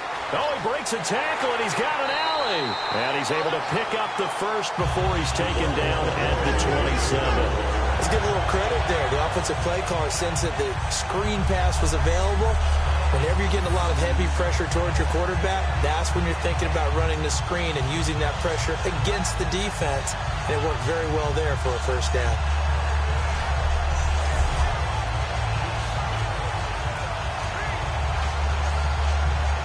So the offense has it 1st and 10.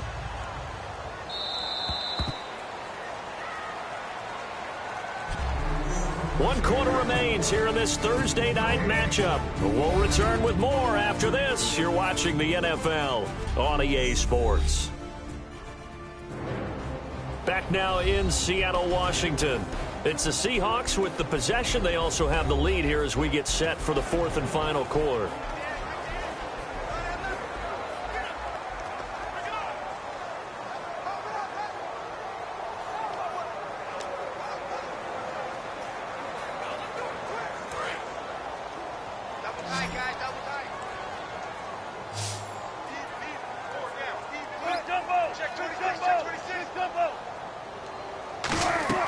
They'll run it now out of the gun.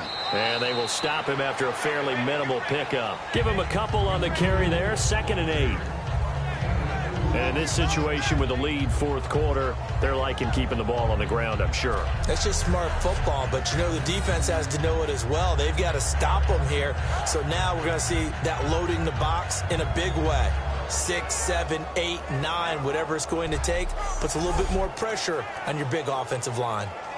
2nd down, 8. Double tight. Hey. 4 down. Here's Rawls. And for one of the first times tonight, he's going to be held up at the line of scrimmage. Just a gain of a yard there, and now it'll be 3rd down.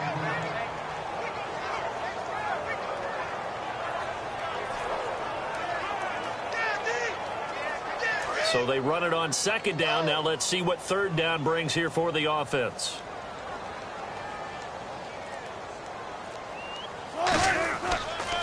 Wilson turns and gives to Process. And he's going to have the 1st down at about the 38. It goes as a gain of 8 and it moves the chains. It's nice every now and then in this game not to see people overthink it. Just hand it to the old reliable guy. Let him pick up the 1st down.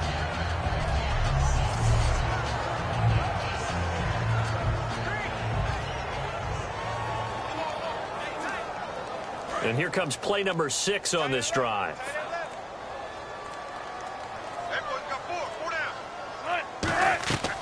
They'll run it now out of the gun. And he takes this up right near the 45-yard line. It's a 7-yard carry to set them up with a 2nd and 3.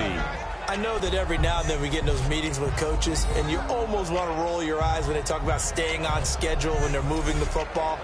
But would you say a 7-yard run is ahead of schedule? 4th quarter with the lead, you love that, don't you? No doubt about it, because staying on schedule is trying to get 4 downs on 1st down. They did that plus 3. 4 down. Check. 4 down. Now they'll throw it with Wilson. He's got time in the pocket. He's going to float this one deep right side. And he bats it away, and it falls down incomplete. I like the boldness, and I like that they took a shot downfield, but it was well covered, and he was able to get a hand in and knock it away.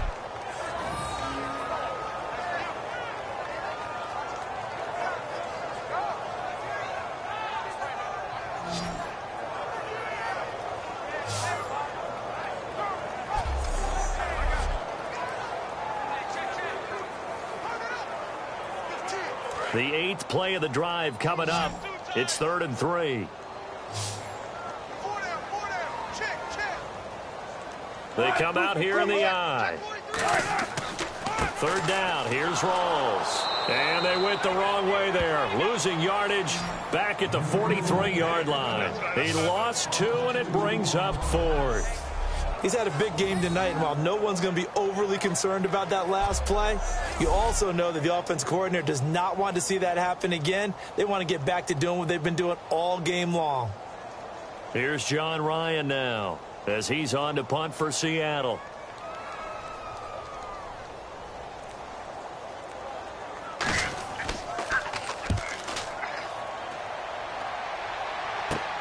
On the return, it's Tate. They'll score that a 36-yard punt, and the offense will take over with a new set of downs. We focus our attention on the Seahawks defense now. They forced the punt the last time, got off the field. I'm sure some of your D coordinators through the years, you liked when you heard those words, get off the field. Oh, there's no doubt. Or maybe you didn't like it when you heard those words. It depended on when they were yelling them. But in this situation, absolutely perfect. Get off the field, force a punt, let the offense take over and do their thing, and it resulted in a field goal. Now we'll see if they can do that again.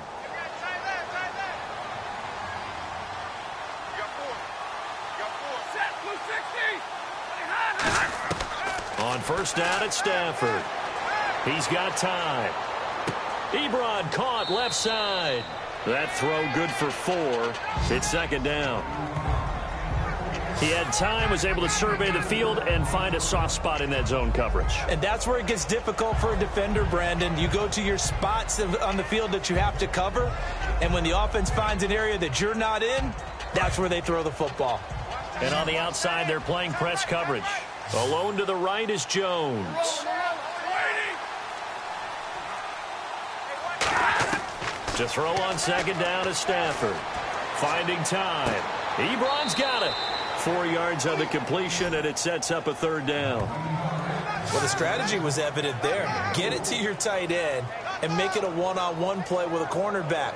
Who's usually going to win that one? The tight end, but not there. Not in this situation. How about the corner defeating that logic and making a really nice tackle? So here we go, a third down after the second down pass completion.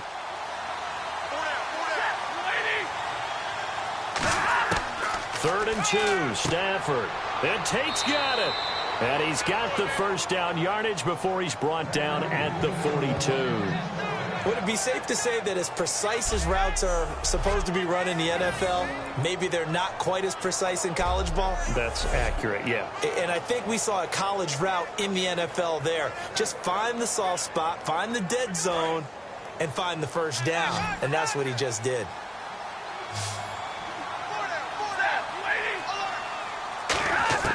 Stafford on first down. Surveying the field. Completing it here to Marvin Jones. And he's going to get this all the way down inside the 35. They get 25 yards out of that one. And it's good enough for a Detroit first down. That was a nice completion on an out route. And those types of plays are the result of arm strength by the quarterback and timing by the receiver.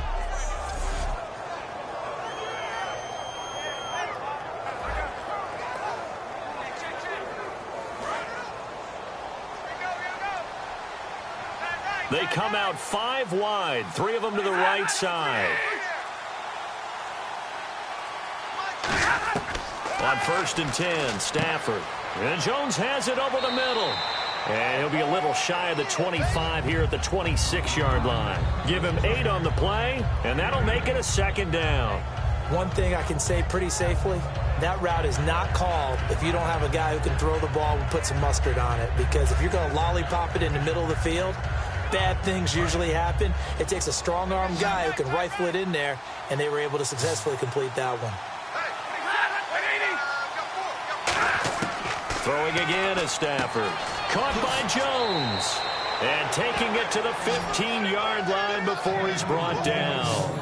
One of the selling points of the in route is it gives the quarterback a really nice sight line to his receiver and almost on a direct shot able to throw the ball into the middle of the field and have a great chance of success as they did on that play.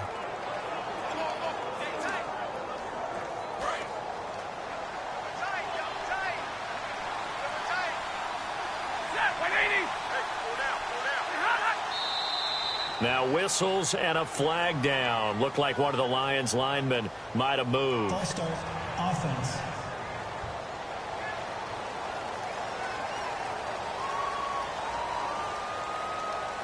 Still first down.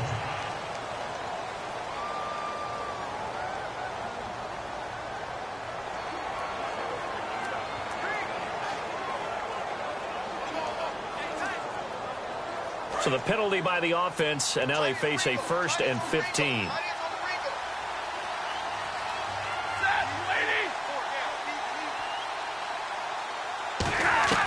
To the air again, Stafford. And he's got his man. It's caught for a Lion touchdown. Andre Roberts, a touchdown on a kick return, and now one through the air. And the Lions are able to cut into this lead. And, partner, they found a gap there on the post pattern, and it was in the middle third of the field. And that's really difficult to do because ordinarily the safeties are back there to prevent that happening. But they found the opening and exploited it. Now Prater to add the PAT. And the lead is trimmed down to 10.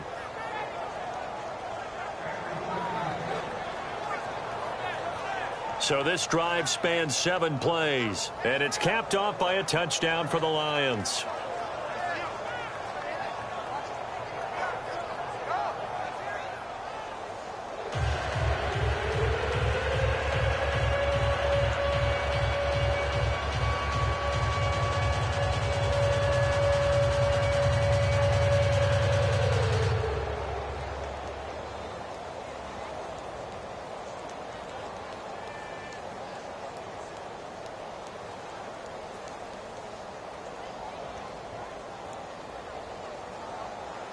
Here's Martin now following the score as he'll send this one away.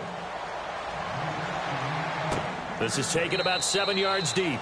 And they'll put up the stop sign there as his guys will get it at the 25. The Seattle now ready to march onto the field. They've got the lead. Last time had to punt it, though. What's the key to this drive? I think it's leverage. The big guys up front. You know the motivational speech on the sideline is, guys, give us an opportunity. Protect the passer, create space for our runners, and let's go ahead and get these guys. Low man wins. Let's go do it on this drive. We'll watch that leverage on this drive.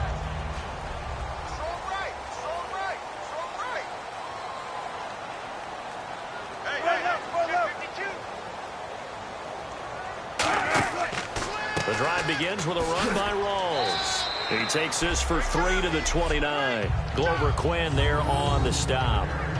The fourth quarter here, they've got the lead. They want to keep it on the ground. That's what they're doing. Smart football. Keep the clock grinding. Keep it going. But you got to figure now, they're going to see more people stacked up at the line of scrimmage as they try and bleed it out. Second down following the run.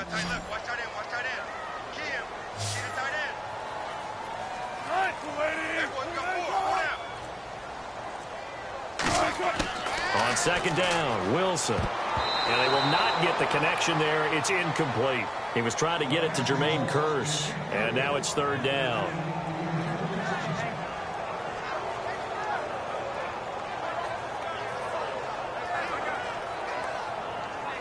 And ready for 3rd and 6.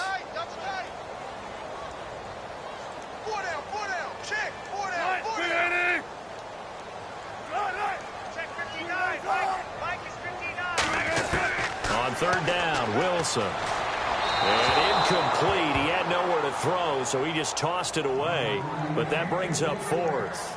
And the defense almost got one there, partner. That could have been his first pick. He's been good so far, but you're right. That was nearly a costly mistake. Sometimes you get a little bit too confident when the game's going along as it has been for him.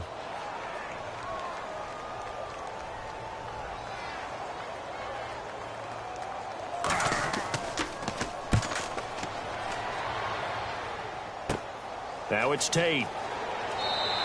33 yards is the distance on the punt there. And the offense will come back onto the field with a 1st and 10.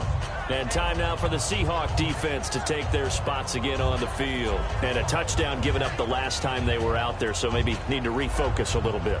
And make sure that they don't start finger pointing with each other, because oftentimes when a touchdown's given up, you say, okay, where did that happen? Who broke down? Who gave it up? Instead, just go back out there, be a unit again, and try and play a little bit better. Yeah, see if they can play a little bit better on this drive. Looking to jam the receivers at the line here. Press coverage look defensively.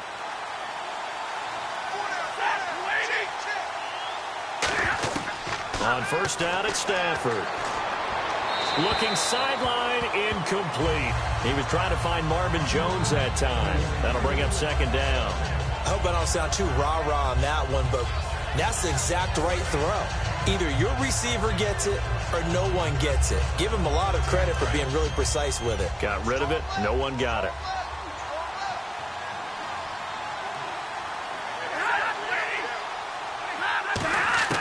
Back to the air. Stafford on second down.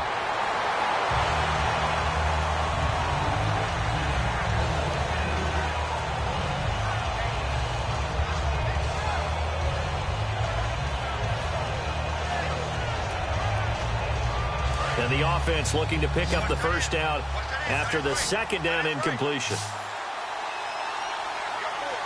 So here we go now. An extra defensive back in there on 3rd and 10. He's got time in the pocket, and he can't come up with a pick. Nearly his second of the game. Instead, 4th down. Oh, man, that was close. The opportunity to change momentum, big play, right in his hands, unable to come down with it. A sigh of relief, no doubt, on offense that that fell harmlessly to the ground.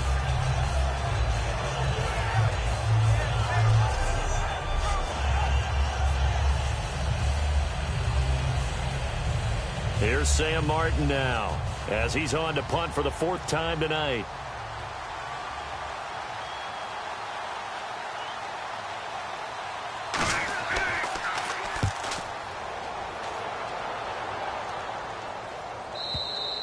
And that is much too long. That's into the end zone for a touchback. And the Seahawks get ready to trot out on the field. They're out in front. Last time they had to punt it away. We'll see if they can add to their lead now. They don't want to go out and punt it away again. This team now wants to get a cushion, put people away. They want to run their offense and have it end up in the end zone.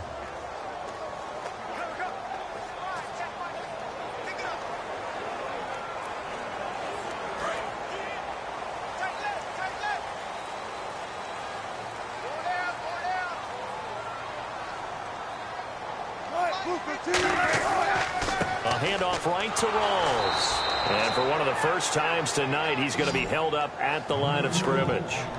It's a loss of a yard there, and now second down.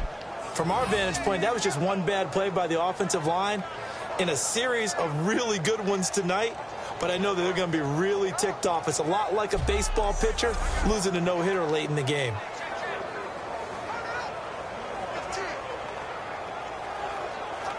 So now 11 yards to go for this offensive unit. It's second down.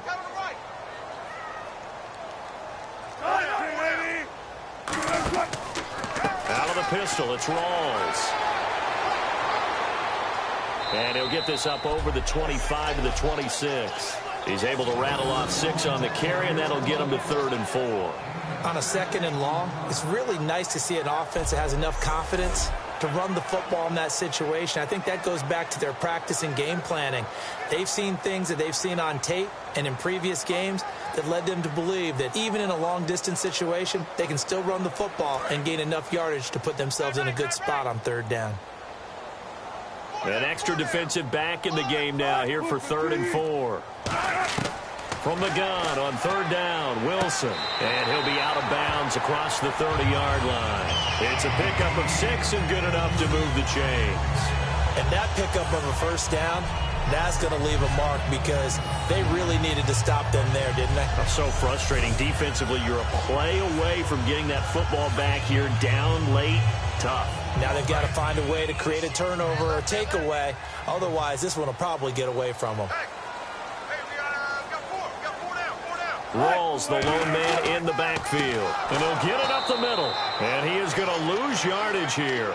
A loss of a full 3 yards, and now it's second down. But that certainly felt like an example of a defense just saying, okay, we've had enough. We've gotten mashed all night long. About time we got a good play in. But flip it over to the offensive side. They've got to be really upset that they allowed a play like that to happen. They were pitching such a great game. They want to keep it going.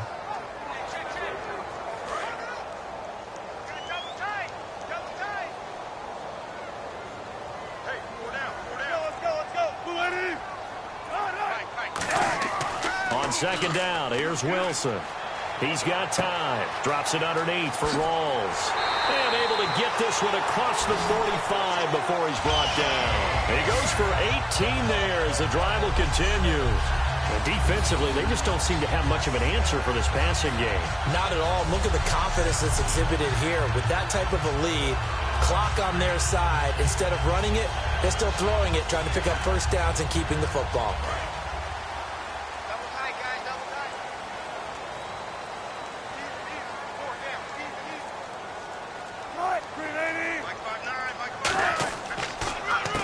Play, Rawls, and nowhere really to go there. He'll take this up just shy of midfield. 2 yards on the carry there. It'll be second down.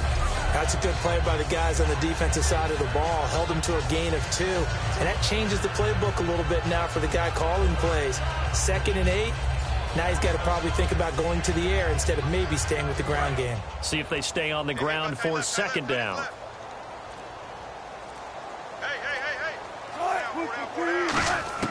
Now Wilson on second down. The grab made by Curse over the middle. And he fumbled it. It's on the ground. But fortunately, he's able to recover his own fumble, or that could have been trouble. And defensively, maybe an opportunity missed there.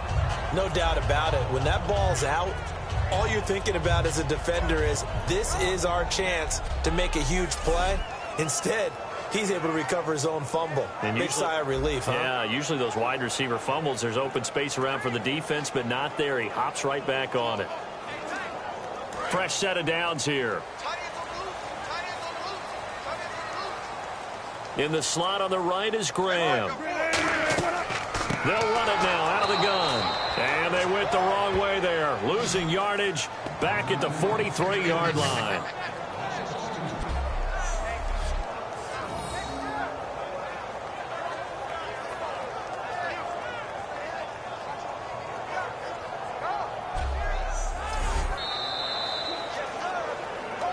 Time for a break. We'll come back and see this one out after this.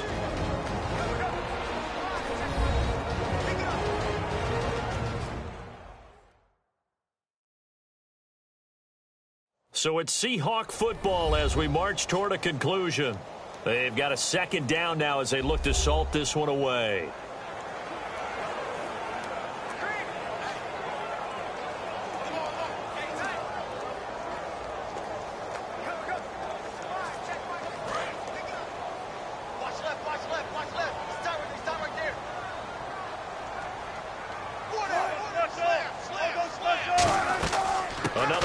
This time it's Rawls. And now the Lions going to stop us momentarily as they call a timeout. It's just their first. They've got 2 more to use here in the final stages.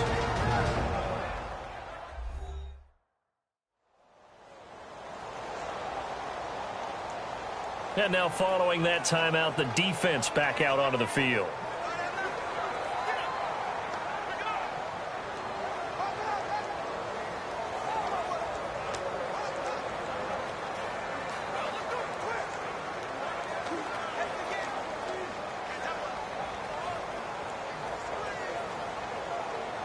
And they'll be in search of 6 yards here on 3rd down. This is now the 9th play of the drive. They come out here in the eye. On 3rd down, Procise pushes over him. And we're going to get another timeout called by the Lions. That'll leave them with just 1 remaining in this 4th quarter of play. So a defensive timeout, chance to regather, regroup, and get set as we resume action.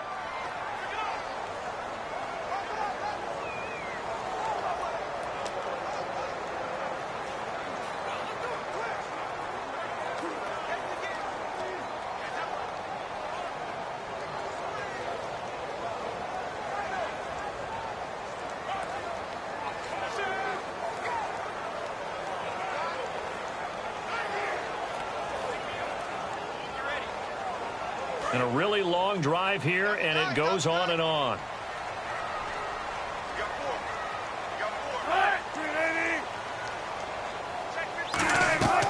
They'll run it now out of the gun. And for one of the first times tonight, he's going to be held up at the line of scrimmage. Now hang on here. Timeout called by the defense. That'll be their 3rd and final stoppage here as we step aside. The defense, they got a little bit of a breather. Now they're back and set as we resume play.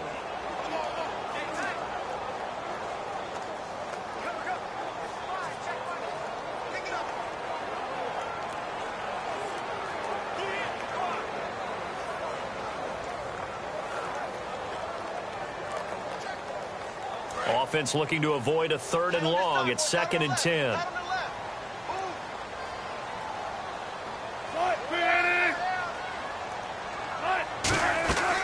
They go again with Rawls.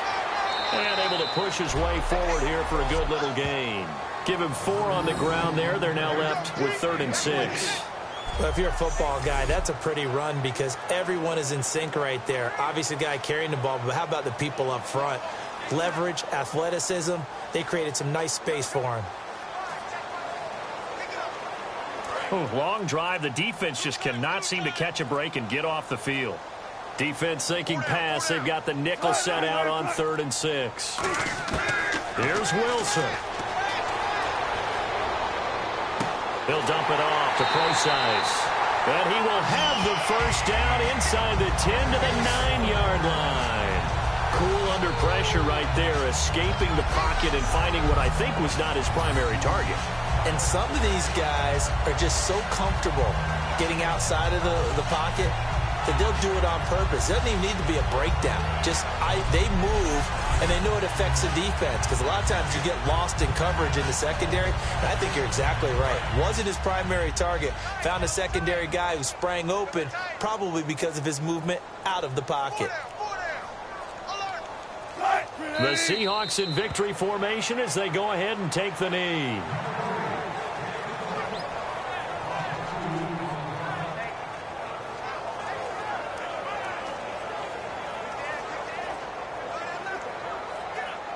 And this looks to probably be the final play. A lot of scoring. There's no doubt about that in this one, Charles. Points, they were not at a premium. They were pretty easy to come by. They were, but it was fun, wasn't it? Because both teams finding ways to click. And you know people who love this game, they also love baseball games that are 14-11 with 3 or 4 home runs mixed in.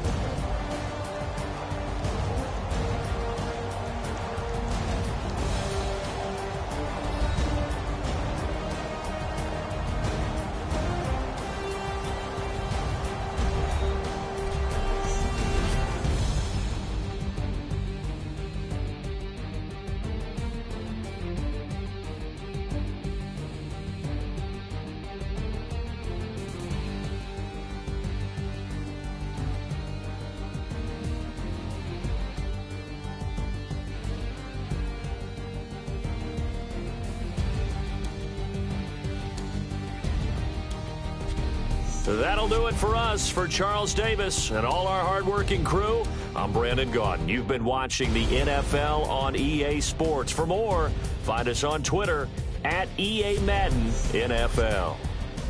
It's a win for the Seahawks here as we say so long from Seattle.